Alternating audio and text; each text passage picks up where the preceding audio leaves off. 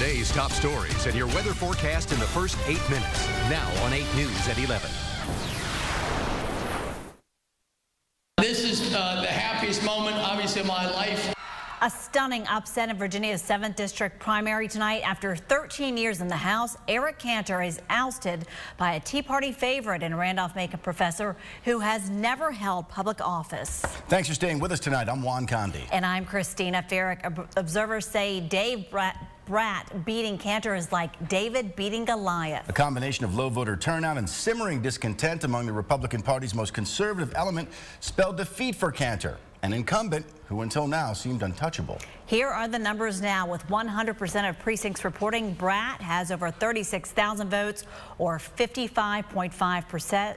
Cantor had just under 29,000 votes, a total of 44.5%. Our team coverage on tonight's primary election begins with 8 News senior reporter Nate Eaton, who was with the Brat camp as the results came in. An indescribable amount of excitement tonight here at the Dave Brat Party headquarters. Many people here saying this sends a big message to Washington, and they hope changes are ahead. It's not about Dave Brat winning tonight. It's about returning the country to constitutional principles. It's been Dave Brat's message from the beginning, and tonight it paid off. This is a miracle from God that just happened. Months ago, the Randolph-Macon professor was unknown, but as he campaigned in Virginia's 7th District, Brat gained major support from Tea Party members and libertarians. This is the greatest night that happened ever since Barack Obama became president, okay? And we hope to continue it to happen. Brat won even though he raised only $200,000. Compare that to Congressman Eric Cantor, who brought in $2 million. Dollars do not vote. You do. Many of Brat's supporters believe tonight's win sends a message to all Washington politicians. Cantor has not held a town hall in his district in years. It's time they listen to the people. We're done and we've had enough. But we're fed up. And it's time for change while there's still hope. Washington knows what's wrong with Washington. They don't need me to tell them what's wrong with it.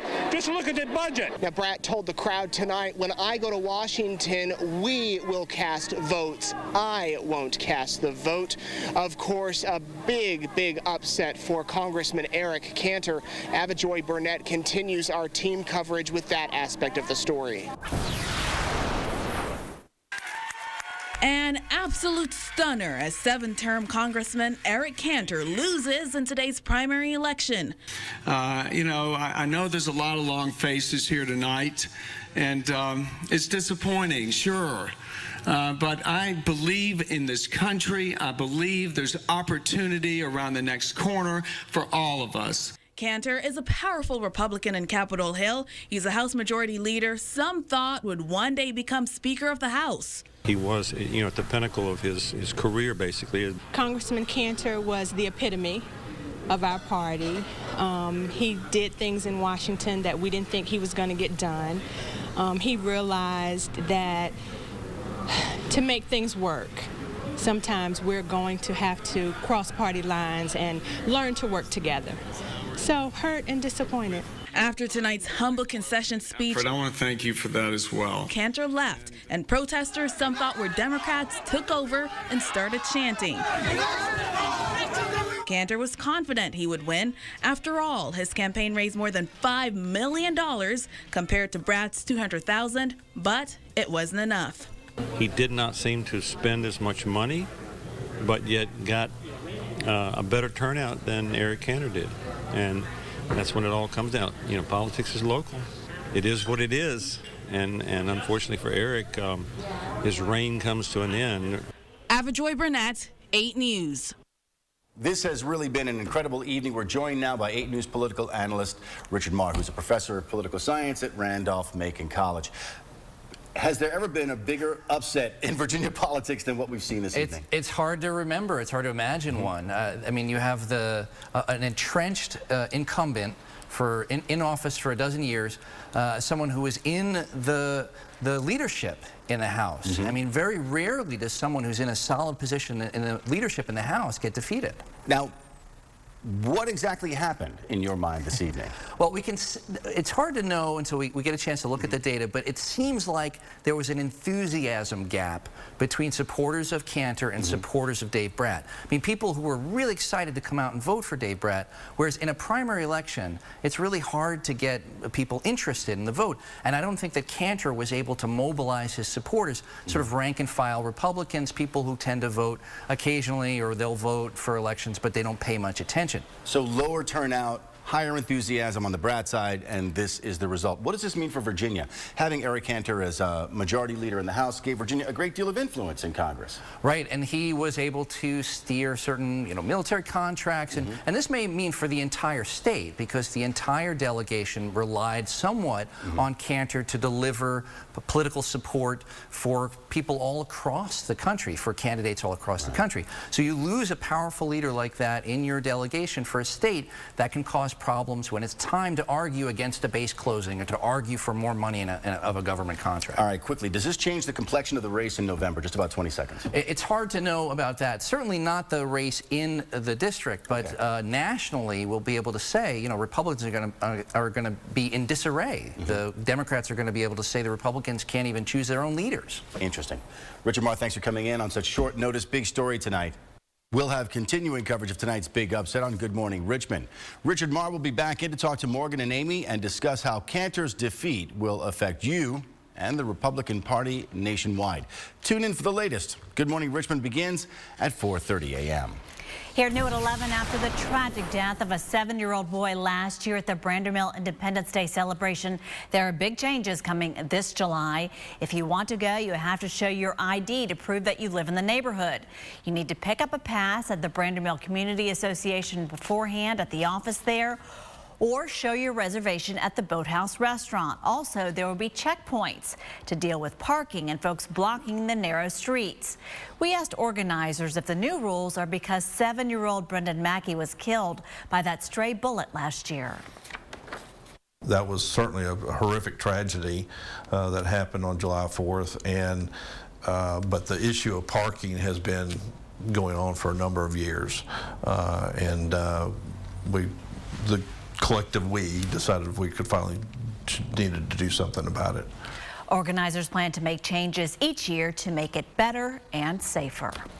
The mother of the 3-year-old Hopewell boy accidentally shot by his twin brother is still on the run with her boyfriend. Rashonda Jones has been charged with child neglect, filing a false police report, and possession of a firearm by a convicted felon. Lewis Jones is charged with child neglect, obstruction of justice, and evidence tampering. The child who was shot is now in stable condition. If you know where either of the Joneses may be, call Hopewell Crime Solvers immediately. We have new developments now on chronically failing public schools in Virginia. This evening, a Norfolk judge ruled a law allowing the state to take those schools over is unconstitutional. The state hoped to take over 6 schools in Petersburg, Norfolk, and Alexandria. Those plans are now on hold. The state, though, still can appeal that ruling. Time now for a live look outside over Central Virginia and the James River is there. This is Rockets Landing. JB, what are we looking at? Well, outside we've got a few thunderstorms located in the western part of the state, just north of Interstate 64 up in Bath County. There's some pretty hefty ones there. Also some other ones down around Roanoke and then down the Greensboro area. What's left of those Greensboro storms, if they can hold together for a while, will move up towards Halifax and maybe over towards Farmville before they fade out. I don't think it's going to be much of an issue for us. Tomorrow, though, stage looks like it's set for strong storms over us. Everybody you see highlighted in the gold. A slight risk of severe storms tomorrow afternoon, tomorrow evening. Main threat would be gusty winds. All right, thanks, John. Coming up, you'll never guess why this dog is next to her owner in the school yearbook. This incredible story of Taxi, that's coming up.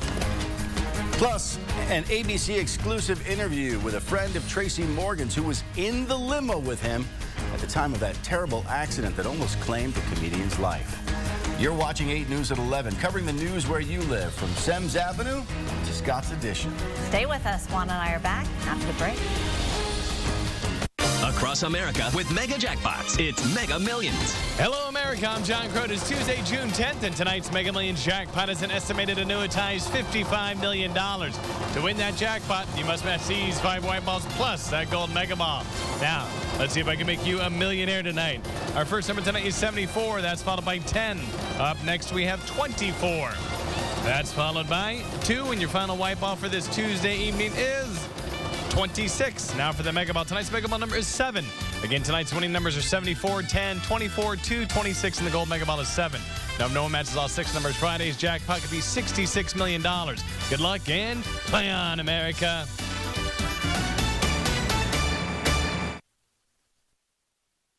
You're watching 8 News at 11 on WRIC. Welcome back. For a nation plagued by school shootings, Tuesday's tragedy was an all-too-familiar scene. Fear and panic at an Oregon high school where a gunman opened fire, shooting and killing a student. Shortly after 8 a.m., police responded to reports of a man with a rifle on the loose at Reynolds High outside Portland. He also allegedly chased a beloved phys ed teacher down the hall and shot him. That teacher, though, only sustained minor injuries. These poor children, what they have to grow up with, this violence, is just unimaginable. I just don't understand it.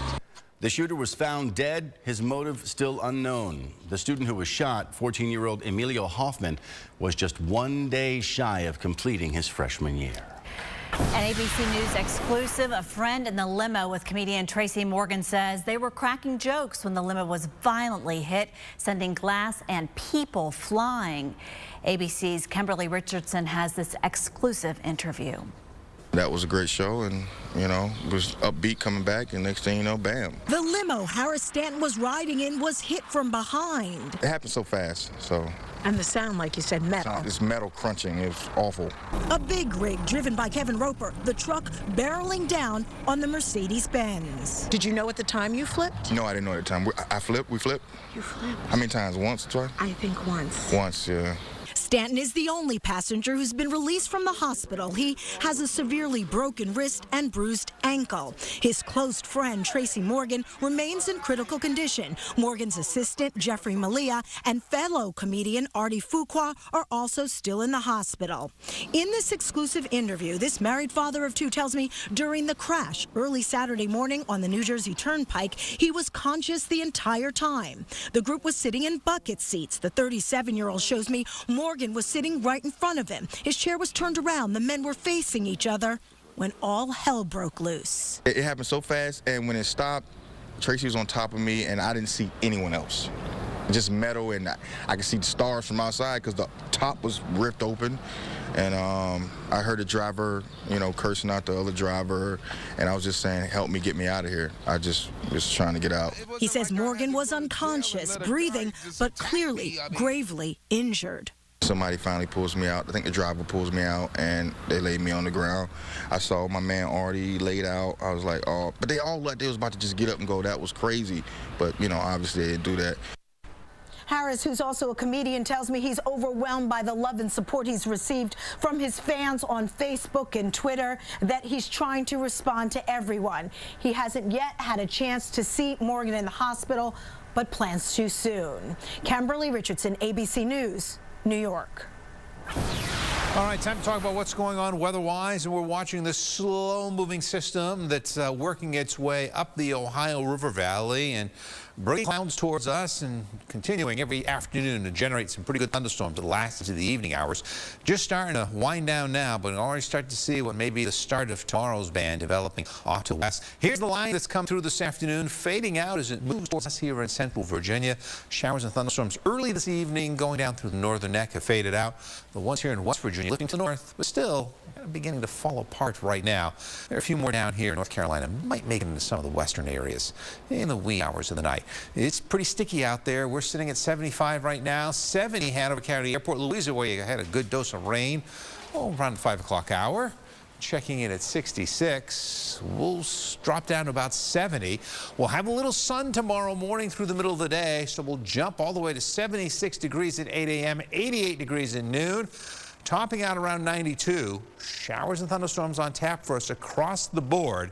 Some of them could be a little hefty, too. So as we take a look at the weather where you live, everybody's around 90 tomorrow. Late afternoon and evening thunderstorms possible for us, even towards the coastline. We'll make it up into the upper 80s. Hot spots will be down around US 58, 92 to 94 degrees over towards South Hill. And then off to the north of us, we'll see temperatures continuing to hold around at 90 degrees. So when we put the map in motion tomorrow morning, here we go. Leftover showers well off to the north of us. There's the sun through the middle of the day. Here come the showers in the afternoon. Some of them could be a little on the hefty side through the evening hours.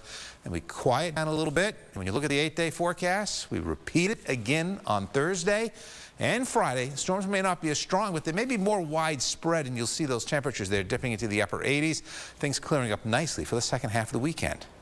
Thanks, John. Well, believe it or not, there are a few things trending online tonight besides the primary upset here in Virginia. Just a few, though.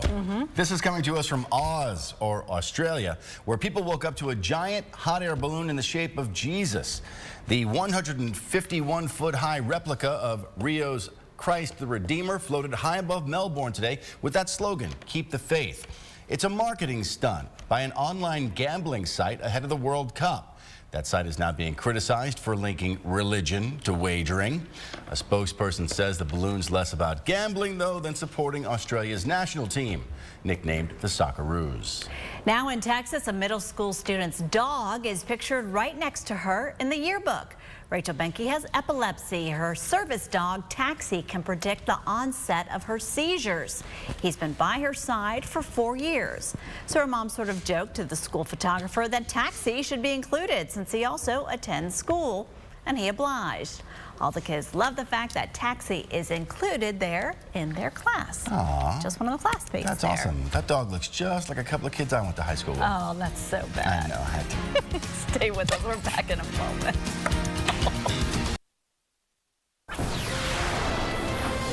Hello all, 8 Sports coming to you just past the stroke of midnight. The San Antonio Spurs demonstrated proper offense in Game 3 of the NBA Finals by shooting 76% from the field in the first half. He trailed by as many as 21. Second half, Chalmers chucks one up to King James, who does what King James does in the open court. Norris Cole, the flat top, rises for the reverse. 7 is the difference. Do we see the biggest comeback in Finals history? Fourth quarter, Kawhi Leonard, "Don't soar on me, Birdman," flushes on Chris Anderson off the baseline. He led all scorers with 29.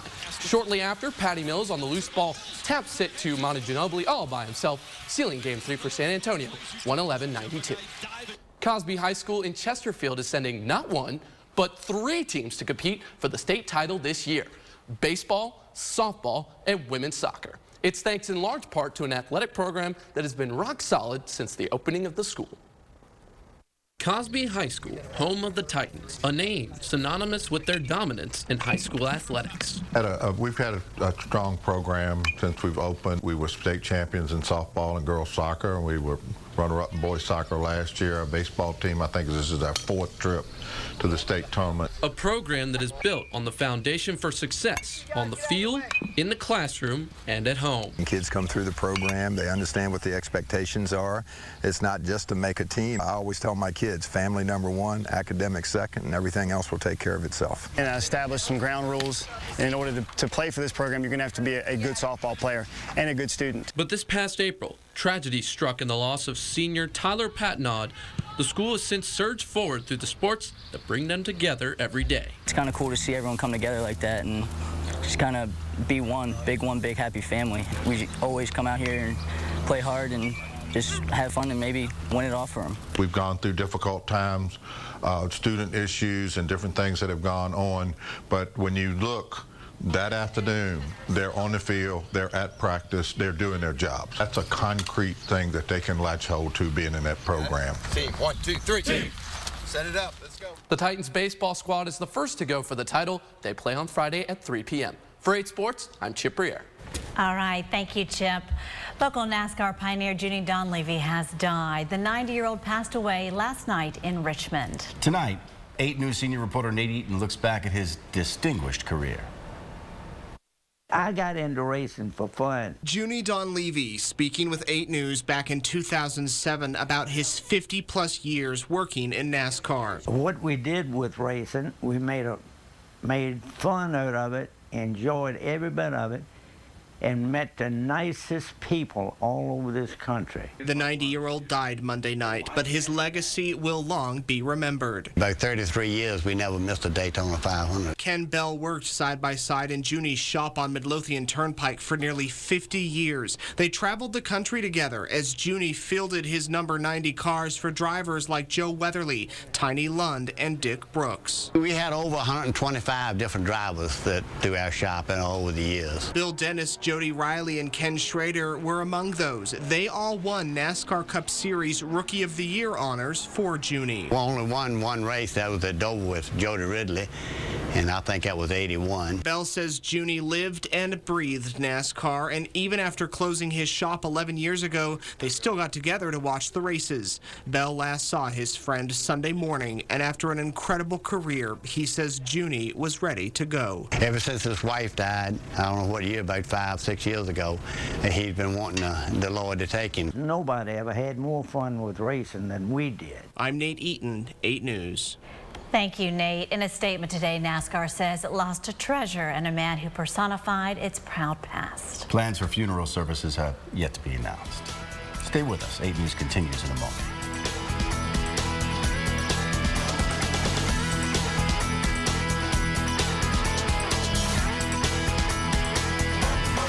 News closed captioning is sponsored by AAA.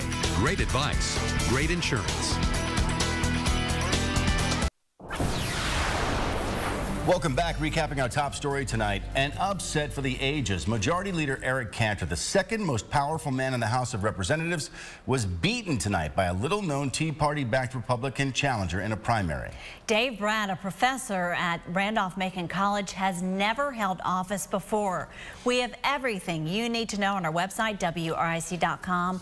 Also, team coverage continues on Good Morning Richmond and throughout the day. John? All right, tomorrow across central Virginia and really all the way through Friday, pretty good risk of thunderstorms over the area with temperatures 92 degrees tomorrow. Tomorrow's the day we could have the strong storms. Most widespread storms maybe Friday over the area. But by the second half of the weekend, some nicer weather for all of us. All right, thank you, John. Thanks for staying up with us. I'm Christina Ferrick. I'm Juan Condi. Get some sleep. We'll see you tomorrow.